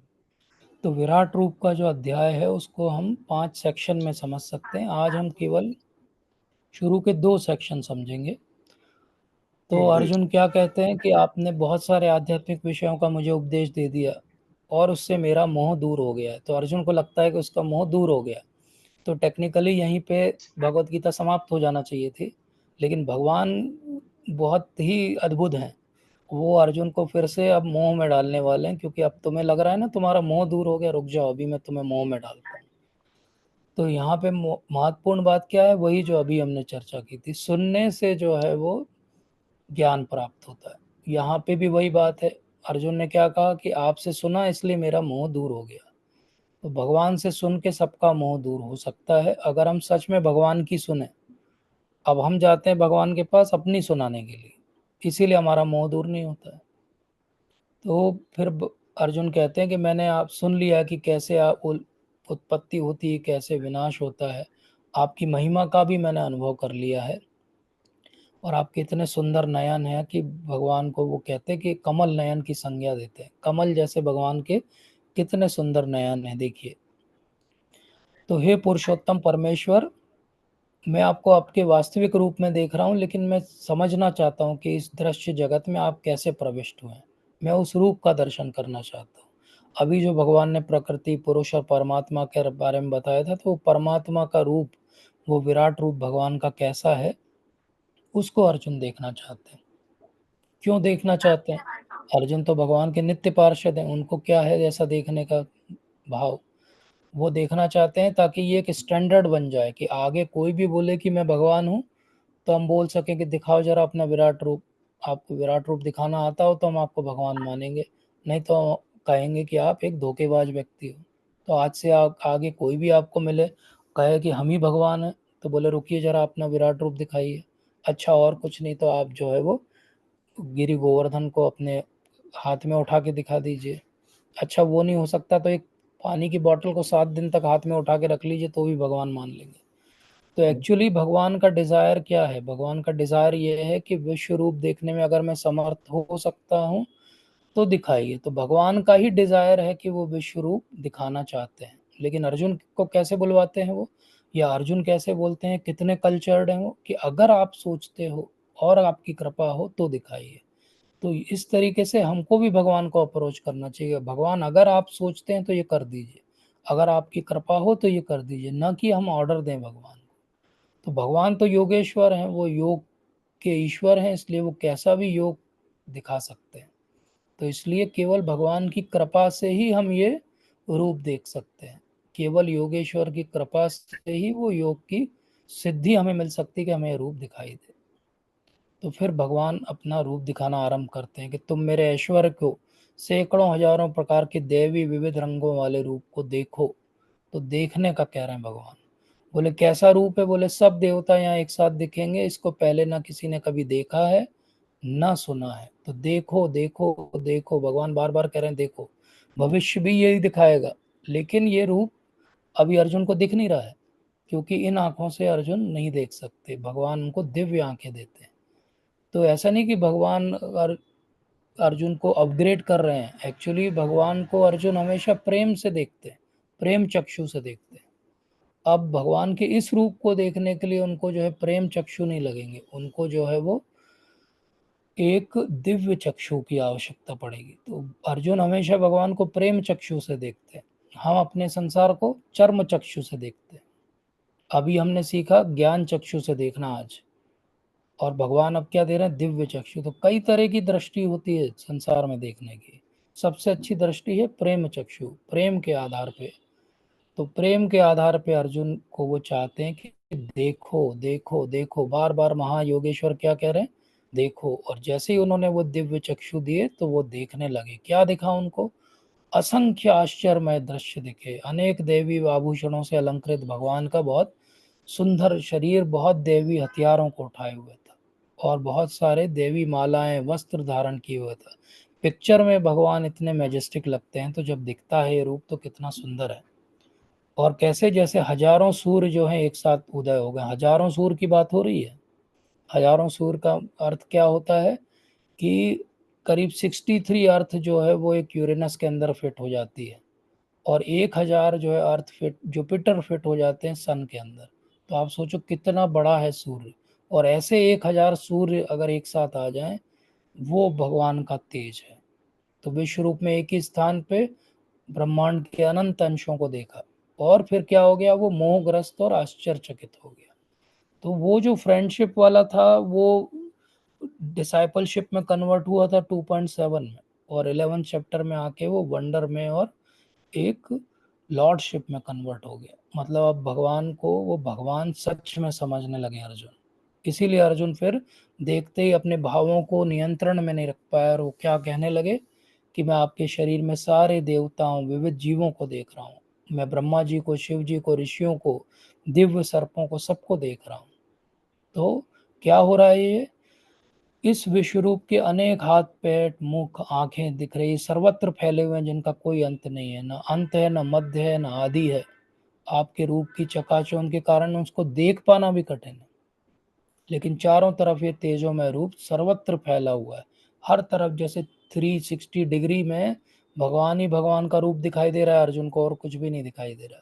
360 डिग्री थिएटर होते हैं आजकल, डोम थिएटर्स, ऐसा बिल्कुल केवल भगवान ही भगवान दिख रहे हैं और कुछ भी नहीं दिख रहा है। और फिर उनको समझ में आता है कि आप ही ज्ञेय वस्तु हैं। आज ही भगवान ने बताया 13वें अध्याय में कि मुझे ही जानो बस।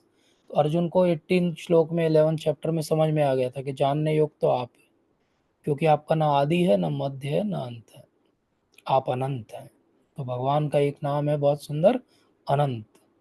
और फिर उसके बाद भगवान का ये स्वरूप तो बड़ा सुंदर दिख रहा था, आश्चर्यजनक दिख रहा था, लेकिन तभी भगवान का एक विशेष रूप अर्जुन को उन्होंने दिखाया है, उसको कहते हैं काल रूप। इस काल रूप में दिखा कि सारे लोग जो हैं वो भयभीत हैं इस रूप से। ये इतना भयानक रूप है कि सब कुछ जो है इसमें समा रहे हैं।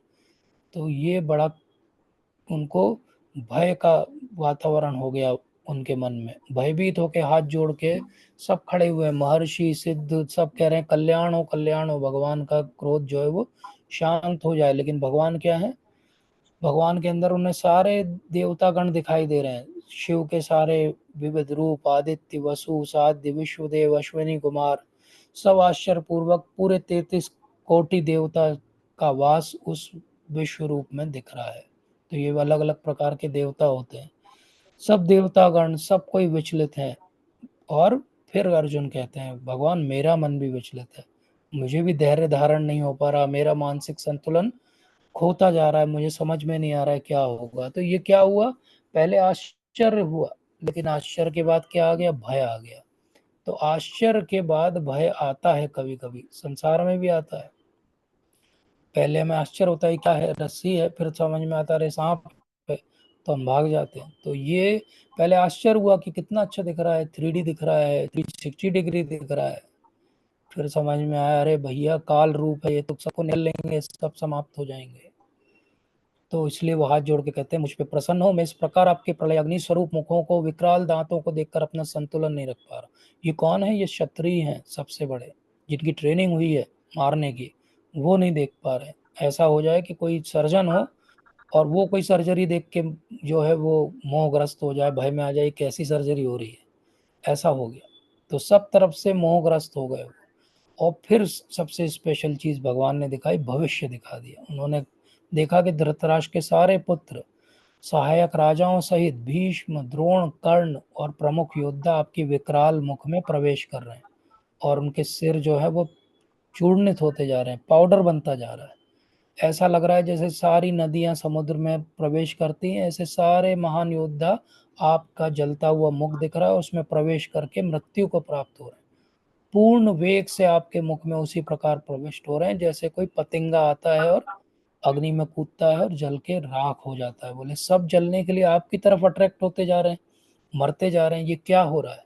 मैं देख रहा हूँ कि सारी दिशाओं में आप लोगों को निकले जा रहे हैं और विकराल झुलसाती किरणों के सहित प्रकट हो रहे थे। भगवान का बहुत ही भयानक रूप है, उसको किसी पिक्चर में डिपिक्ट नहीं किया जा सकता, लेकिन जब 3D में दिखेगा तो कोई भी भयभीत हो जाएगा। इसीलिए अर्जुन भी भयभीत हो गए। तो फिर हाथ जोड़ के वो पहचान नहीं पाते कि ये उग्र रूप में कौन दिख रहा है। तो वो कहते हैं कि आपको नमस्कार है, मुझ पे प्रसन्न हो, आप ही आदि भगवान है। मैं आपको जान नहीं पा रहा हूँ कि आपका प्रयोजन क्या है। अब भगवान का प्रयोजन क्या है ये हम अगले सत्र में समझेंगे। तो आज भगवान का विकराल रूप पे ध्यान करिए।